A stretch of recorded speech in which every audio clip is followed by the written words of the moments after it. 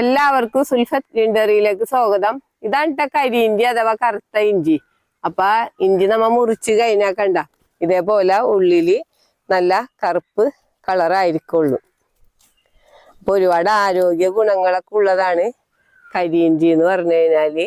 നമുക്കിത് ചായയൊക്കെ ഉണ്ടാക്കി കുടിക്കാം. ഇത് ഉണക്കി വെച്ചിട്ട് നമുക്ക് ചായ ഉണ്ടാക്കി കുടിക്കാം. പച്ച നമ്മുടെ വീട്ടിലുണ്ടെങ്കിൽ പച്ചനെ തന്നെ നമുക്ക് ചായയൊക്കെ ഉണ്ടാക്കി കുടിക്കാം. അപ്പൊ ഇതിന്റെ ആരോഗ്യ ഗുണങ്ങളെയൊക്കെ പറ്റിയുള്ള വിശദമായിട്ടുള്ള വീഡിയോ ഞാൻ ചെയ്തിട്ടുണ്ട്. അതിന്റെ ലിങ്ക് ഞാൻ ഡിസ്ക്രിപ്ഷനിൽ ഇട്ടേക്കാം. അപ്പൊ ഞാൻ ഒരുപാട് പേർക്കാണ് കരിയിഞ്ചിയുടെ വിത്ത് അയച്ചു കൊടുത്തിരുന്നത്. അപ്പൊ അവരൊക്കെ പറഞ്ഞിട്ടുണ്ടായിരുന്നു ഈ ഇഞ്ചി നടണ ഒരു വീഡിയോ ചെയ്യണമെന്ന്. അപ്പൊ ഇപ്പൊ കരിയിഞ്ചിയൊക്കെ നടണ സമയമാണ്. അപ്പൊ നമുക്ക് എങ്ങനെയാണ് നടണ്ടേന്ന് നോക്കാം. കണ്ട ഇതൊക്കെ കരിയിഞ്ചിയുടെ വിത്തുകളാണ്. കരിയിഞ്ചിയുടെ വിത്ത് നമുക്ക് കണ്ട മുളയൊക്കെ വന്നു തുടങ്ങിയേക്കണണ്ട. ഒരു ചെറിയ പീസ് നട്ടാ മതിയേട്ട കരിയിഞ്ചിയൊക്കെ. നമുക്ക് വലിയ പീസൊന്നും നടന്നില്ല, കൊച്ചു പീസ് നട്ടാ മതി. ഒരു ചെറിയ ചെടിച്ചട്ടി മതി. നമുക്ക് നല്ല കാണാനൊക്കെ നല്ല ഭംഗിയാണ് കരിയിഞ്ചിയുടെ തൈയൊക്കെ കാണാനായിട്ട്. അപ്പൊ ഞാനിപ്പോ നടാൻ പോണേന്ന് വെച്ചാല് 2 ചട്ടിയിലാണ് കണ്ട. അപ്പൊ നമ്മുടെ വീട്ടിലേക്ക് ഇഷ്ടം പോലെ ചട്ടികൾ ഉണ്ടാവും. അപ്പൊ നമുക്ക് ആദ്യം ചട്ടികൾ ഉണ്ടാകും. ഇത് സ്ഥിരമായിട്ട് നടണ ചട്ടികളാണ്. അപ്പം ഇതിന്റെ ഹോള് ഇതിന്റെ അവിടെ നമ്മ ഇതേപോലെ കല്ലിന്റെ കഷ്ണങ്ങളൊക്കെ ഇട്ട് കൊടുക്കാം. ആദ്യം വെള്ളം വാർന്ന് പോകാനാണ് കേട്ടോ, ഹോള് അടഞ്ഞു പോകാണ്ടിരിക്കാൻ. ഒരു ലെയർ നമ്മ എപ്പോഴും ചിരട്ട എന്തെങ്കിലും വെച്ചു കൊടുക്കാം. ഇതിപ്പോ ഞാനിട്ടത് കല്ലിന്റെ പീസുകളാണ്. നമ്മുടെ ചെടിച്ചട്ടി പൊട്ടിയതോ അല്ലെങ്കിൽ മെറ്റലോ എന്ത് വേണമെങ്കിലും ഇട്ട് കൊടുക്കാം കേട്ടോ. ആ മണ്ണ് വന്ന് അടഞ്ഞു പോകാണ്ടിരിക്കാനാണ് നമ്മ ഇങ്ങനെ ഇട്ട് കൊടുക്കണത്. പിന്നെ നമുക്ക് മണ്ണിട്ട് കൊടുക്കാം. അപ്പൊ മണ്ണ് നമുക്ക് ഉമ്മായൊക്കെ ഇട്ട് വെച്ച മണ്ണാണ്. ചാണകപ്പൊടിയൊക്കെ ഇട്ടിട്ടുണ്ട് നമ്മ. അപ്പൊ നമുക്ക് മണ്ണിട്ട് കൊടുക്കാം. നല്ല ഇളക്കമുള്ള ഞങ്ങളുടെ മണ്ണെന്ന് വെച്ചാൽ ചുവന്ന മണ്ണൊന്നും ഇടണില്ല കേട്ടോ. നമുക്ക് സാധാരണ ഞങ്ങളുടെ മണ്ണ് തന്നെയാണ് നമ്മ ഇടണത്. ഇപ്പൊ നല്ല ഇളക്കമുള്ള മണ്ണാണെങ്കിൽ നമുക്ക് ഇഞ്ചി നന്നായിട്ട് ഉണ്ടാകും. അപ്പൊ ഇതേപോലെ ഇട്ട് കൊടുക്കാം. 2 ചട്ടിയിൽ നമുക്ക് ഇട്ട് കൊടുക്കാം.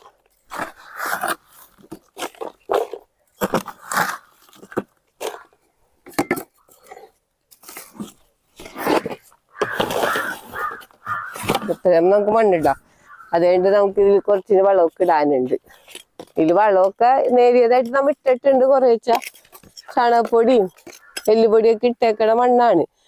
പിന്നെ ഇനി നമുക്ക് കുറച്ച് കണ്ട വേപ്പും പിണ്ണാക്കും കടലപ്പിണ്ണാക്കും ഒക്കെ കൂടെ മിക്സ് ചെയ്തിട്ട് വെച്ചേക്കണ. അത് കുറച്ചിട്ട് കൊടുത്താൽ മതി. നന്നായിട്ട് നമുക്ക് മിക്സ് ചെയ്യാം. ഇതേപോലെ കരിയിഞ്ചി എന്നൊക്കെ പറഞ്ഞു കഴിഞ്ഞാല് അടിയിലോട്ട് അങ്ങനെ വളരണതല്ല, നേരിയതായിരിക്കണം. ഇത്രയല്ലേ ഇഞ്ചി ആകെ വലിപ്പം ഉണ്ടാവുള്ളൂ. അടിയിലേക്ക് വളരണതല്ല. നമുക്ക് ഈ വളം എറ്റടിയില് കൊണ്ടുപോയി അധികം വളമൊന്നും ഇടണ്ട. ഇനി നമുക്ക് കുറച്ച് ചാണകപ്പൊടി ഇട്ട് കൊടുക്കാട്ട. കണ്ട അപ്പൊ നന്നായിട്ട് ഇഞ്ചി ഉണ്ടായി കിട്ടും. നമുക്ക് ഇതേപോലെ ചാണകപ്പൊടി ഇട്ട് കൊടുക്കാം. നമ്മ ഇങ്ങനത്തെ ചെറിയ ചട്ടി നട്ടാൽ തന്നെ നമുക്ക് ഇഷ്ടംപോലെ ഇഞ്ചി നമ്മുടെ വീട്ടാവശ്യത്തിനുള്ള ഇഞ്ചി കിട്ടും. നമുക്ക് ഇതേപോലെ നന്നായിട്ട് ചാണകപ്പൊടിയൊക്കെ നമ്മൾ എത്രത്തോളം അധികം ഇട്ടെന്ന് വിചാരിച്ചൊന്നും കുഴപ്പമില്ല. നന്നായിട്ട് നമുക്ക് ഇട്ട് കൊടുക്കാം. ഇനി നമ്മ നടാനുള്ള നമ്മുടെ കരിയിഞ്ചിയാണിത്. അപ്പൊ കരിയിഞ്ചി നമുക്കിപ്പോ നടാനുള്ള പീസ് എന്ന് പറഞ്ഞാല് ഒരു കൊച്ചു പീസൊക്കെ നട്ടാ മതി. കണ്ട നമുക്ക് ഇത് നട്ടുകൊടുക്കാം.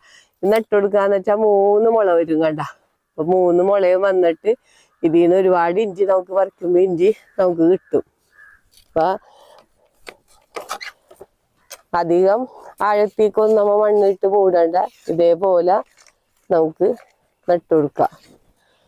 നമുക്ക് മറ്റേ ചട്ടിയിൽ നടാം. കണ്ട നമുക്കൊരു 3 മുളയുള്ള വിത്ത് നടാം. 1 മുളയുള്ള വിത്ത് നട്ടാലും മതി കേട്ടാ. കണ്ട ഇതേപോലെ നമുക്ക് നട്ടുകൊടുക്കാം. നട്ടുകൊടുത്തിട്ട് ഇനി നമുക്ക് നനച്ചു കൊടുക്കാം. നന്നായിട്ട് നനച്ചു കൊടുക്കാം.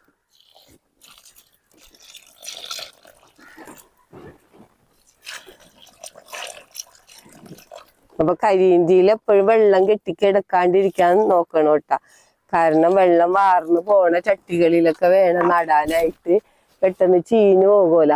മഴക്കാലത്ത് നമ്മ വെള്ളക്കെട്ടിലൊന്നും കൊണ്ട് കരിയിഞ്ചി നടരുത്. അപ്പൊ നമുക്കിനി പൊതി ഇട്ട് കൊടുക്കാം. അപ്പൊ നമുക്ക് കണ്ടവണങ്ങിയ കരിയിലേക്ക് വെച്ചിട്ട് നമുക്ക് നന്നായിട്ട് പൊതി ഇട്ട് കൊടുക്കാം. മുളച്ച് ഇപ്പൊ വന്നോളൂ.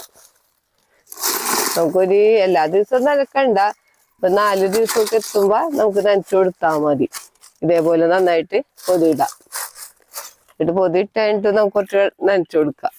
അപ്പൊ ഈ പൊതിയിട്ട് കൊടുക്കുമ്പോ ഈർപ്പൊക്കെ നിൽക്കുകയും ചെയ്യും. പിന്നെ കണ്ട ഇതേപോലെ നനച്ചു കൊടുക്കാം. അപ്പൊ മാർച്ച് ഏപ്രിൽ മാസങ്ങളിലൊക്കെ നമുക്ക് കരിയിഞ്ചി നടാം കേട്ടാ. പിന്നെ കരിയിഞ്ചി നമുക്ക് ഏത് സമയത്തും നടാം.